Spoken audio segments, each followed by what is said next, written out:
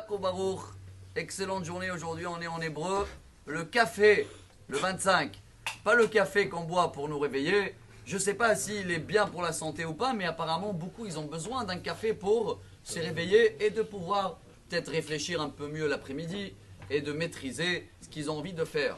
Pour cela, chers amis, après qu'on a compris que notre paracha parle de la santé au début dans la première montée, Hachem il nous donne une garantie pour soigner les soucis de santé et qu'à la fin de la paracha même, il nous enlève les soucis de santé, qu'il n'y a pas du tout des problèmes ou des maladies. Mais là, on a parlé du corps.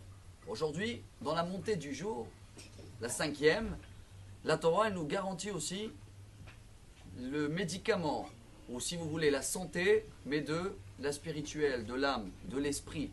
Ça, c'est quelque chose qu'aujourd'hui, dans notre monde, quand on vit, vous savez très très bien, notre pensée est très très dure à la contrôliser et que beaucoup y pensent des mauvaises pensées, une rama on dit en arabe. Comment maîtriser notre pensée, chers amis? Comment avoir peut-être, je dis en français, une sérénité? Très simple. L'otevachel gedi bachalevimo. C'est quelque chose que tout le monde connaît, on le fait. La Torah 3 fois elle nous dit ne mélange pas le lait, la viande, tu vas attendre 6 heures. Beaucoup de nous le font déjà. Ce message s'adresse à ceux-là qui le font, mais même à ceux-là qui n'arrivent pas encore à le faire. Si on va comprendre ce qu'il dit Rabbi Yitzhak Abarbanel, qui était le ministre de Finances de l'Espagne, Portugal. À l'année, il est décédé 1508, il y a 500 ans en arrière. Et lui, il marque comme ça. Il ne faut pas croire que quelqu'un qui va faire attention, il va attendre les 6 heures entre le lait et la viande, comme nous demande la Torah, et il mange kasher, que c'est pour la santé du corps. Pas du tout. On voit bien qu'il y a des milliards qui mangent non kasher et qui sont quand même en bonne santé. Mais tout ce qui est l'esprit, avoir des bonnes pensées, savoir faire ce que tu as envie et pas que les autres ils vont t'imposer ce que tu dois acheter ou pas. Ça commence par quoi, chers amis? Les petits détails de ne pas mélanger le lait et la viande. Oui, le Hafetz Chaim, on va terminer avec ça. Quand une fois il y avait un soldat à l'époque en Russie, il est venu le demander, j'ai le choix entre deux bases. J'ai une base où ils font attention quand même sur la cache-route, le lait et la viande ils sont séparés, mais par contre on est obligé de travailler Shabbat et tout ça.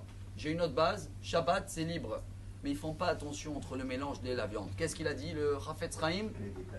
Le lait et la viande passent avant Shabbat, dans ton cas là. Pourquoi? Tout commence de l'intérieur. On termine avec le roi David dans le Télim que tout le monde connaît, 40 Télim. Vetoratra betoch me'ai. La Torah commence à l'intérieur, dans le ventre. C'est quoi? La nourriture cachère. Alors oui, à partir d'aujourd'hui, on se reforce sur ce point que la Torah nous répète cette semaine. Chacun de nous, il a mangé de la viande, tu attends 6 heures. Qu'est-ce que tu vas gagner? D'abord, 1, Dieu il te demande. 2, une bonne santé, ça, on a déjà vu avant. Mais 3, tout ce qui est à l'intérieur, spirituel, l'âme, les pensées, les envies, tout va être maîtrisé comme tu as envie. Et c'est dans ce cas-là, Bezrat Hashem, où on va pouvoir avoir et une bonne santé physique et une bonne santé à l'intérieur. Et tout est devant nous pour avoir une excellente journée et qui nous réveille un peu mieux qu'un café. Amar Rabbi Elazar.